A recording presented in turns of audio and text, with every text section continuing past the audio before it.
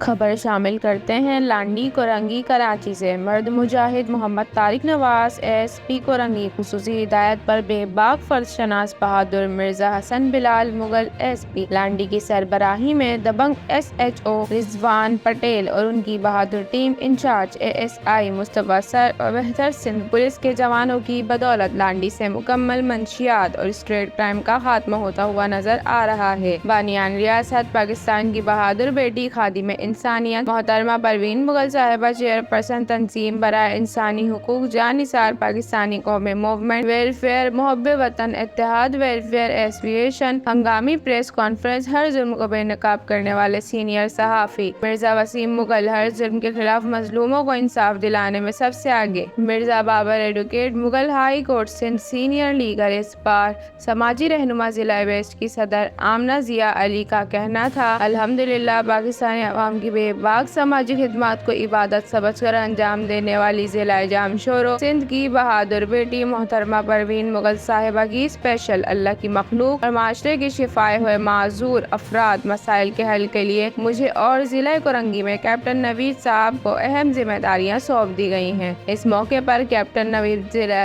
کورنگی کے تمام معذور افراد کا ڈیٹا اور ان کو درپیش مسائل سے سماجی رہنما خادم انسانیت محترمہ پروین مغل صاحبہ کو آگاہ کیا۔ مسائل سننے کے بعد محترمہ پروین مغل صاحبہ نے معذور افراد کو معذوری سرٹیفکیٹ کے لیے فوری طور پر 2.5 نمبر کورنگی معذوری سرٹیفکیٹ کا مسئلہ حل کروایا۔ پاکستان کے سماجی رہنما خادم انسانیت محترمہ پروین مغل صاحبہ پاکستان کا قیمتی اثاثہ ہیں۔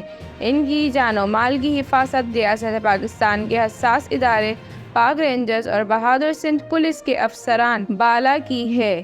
وائس آف سماجی رہنما آمنہ ضیاء علی۔ اسی کے ساتھ مزید تفصیلات کے لیے دیکھتے رہیے MIM نیوز۔